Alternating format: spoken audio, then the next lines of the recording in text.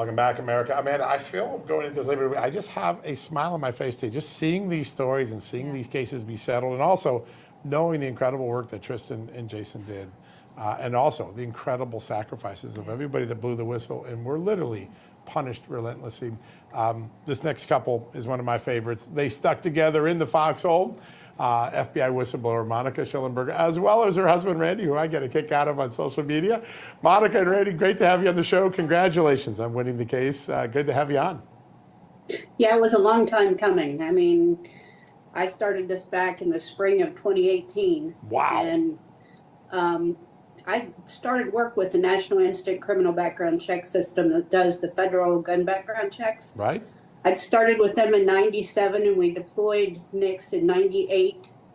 And through the years, I'd moved up to a unit chief position, and I had been a unit chief of every section or every unit within the section. So I pretty much knew it like the back of my hand. Wow. But in the spring of 2018, I had about 150, 160 people working for me.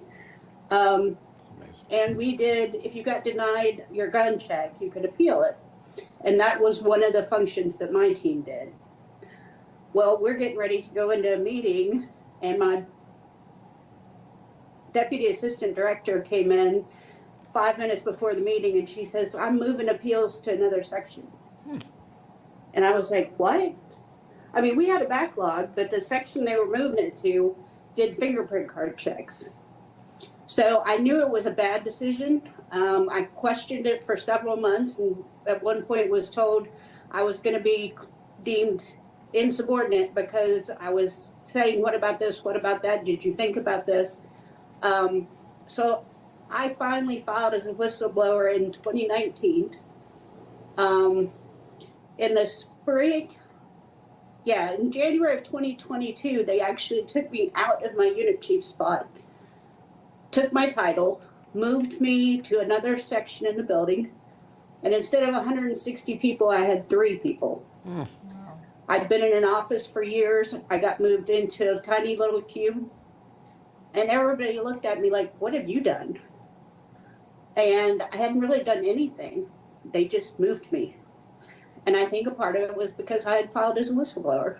Yeah, she was actually at one time was probably the unit chief for the largest unit of the entire FBI. She had over 600 people under her. That's amazing. She won an award from the Women in Federal Law Enforcement Foundation for her leadership in the FBI.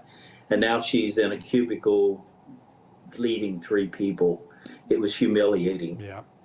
And it's also, you're denying the country this incredible talent who, worked all these years to get to that level of skill. They're actually harming the American taxpayer when they do it, when they don't use that expertise. It's crazy. Just crazy. Yeah. It is crazy. Randy, I want to ask you about the toll that it took on your family, because you're watching your wife go through this. You're watching, the humiliation that she endured. I can imagine for you obviously wanted to go to battle for her, but what was that like for your family? Well, I tell you, I've been in management. I've actually written a book on management. I've been managed for 40 years. I managed offices all over the country. I did work with Fortune 500 companies. And frankly, what occurs at the FBI would never occur in the private sector for the way and for as long as it does. I was just appalled at what happens at the FBI. It's one whistleblower told me, it's like a cartel. And I have to say, I'm just amazed and appalled. I'll tell you a story. Just Tuesday, the cases were officially settled. And Wednesday morning, I go out to have my coffee on the deck, and my wife is sitting out there, Monica's sitting out there, and she's just sitting there. And I notice the tears are running down her face. And I say, what's wrong? And she says, this is the first day in 7 years that I haven't awakened and wondered what the FBI is going to do to me. Wow. That is chilling. That is really, really chilling. I was lucky enough to have kept my job. Yeah. I feel horrible for the ones that whistleblew and got their security clearances revoked and couldn't work. Yeah. I can't imagine going through that. Yeah, Marcus, Steve, and Garrett, they're just phenomenal people. I mean, we met them at National Whistleblower Day, and they're just Garrett gave me a big bear hug. He's a huge guy. Gave her a That big doesn't bear surprise hug. me. I think she came up about his belly button. But, you know, they're all heroes. They all stood up for what is right. And that's what, in fact, that's what they all should do. That's what every FBI employee should do.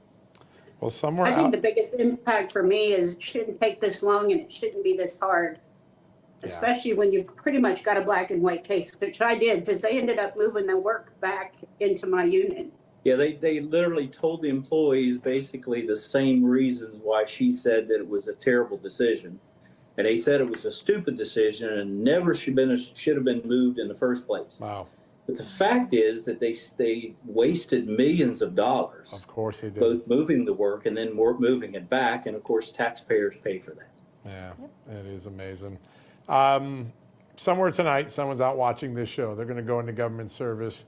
You don't want them to adapt to the culture of all the people who stood silent, Monica, while you were being retaliated against because you told the truth. What's the best advice for people going into government service today about how they, one by one, can make a difference in the culture of this U.S. government? I think you have to do what's right. I mean, I was raised that way. I was a military baby. It was really hard for me to question an authority, though, because that's how I was raised. But I think if you see something wrong, they say it all the time, see something, say something, but then you do say something and they make it so hard on your life.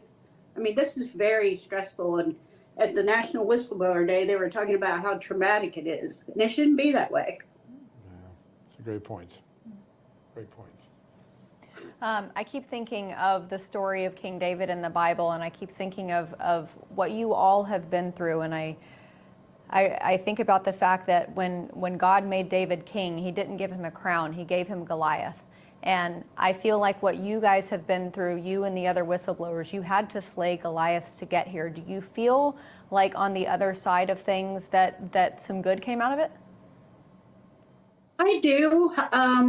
There was some corruption there in executive management, and the executive assistant director and the assistant director at CJIS actually stepped down after my case got so much attention. They retired. Yeah, Wow. but that's the other bad thing. If they step down and retire, nothing happens to them. And that's something let's just call it what it is. Whistleblower retaliation is professional misconduct, and people need to be held accountable. Yeah. Misconduct, corruption. You said it right. It is misconduct. And the law says it's misconduct, but it's been hard to get anyone to get to justice. I'm so grateful for both of you. Randy, I'll tell you a funny story. I was talking to someone a couple days ago. You had a tweet coming out, I think hinting that maybe Monica's case was about to be settled. And they said, man, for any guy married to a woman who's a whistleblower, he set the bar really high as the spouse in the foxhole. To both of you. You both set the bar high, and we're really grateful to have you on the show tonight. We're grateful that you finally been made whole. We're grateful you persevered to do the right thing. Our country is better for your service. Thank you so much, guys. Have a great Labor Day. Thank you so much. God bless you so much. What a great conversation. All right, folks, quick commercial break. And when we come back, we've got one more good one. This one's going to take us down to New Orleans. Yeah, you wouldn't think there's whistleblowers down there. There are. We're going to cover that one next, right after these messages.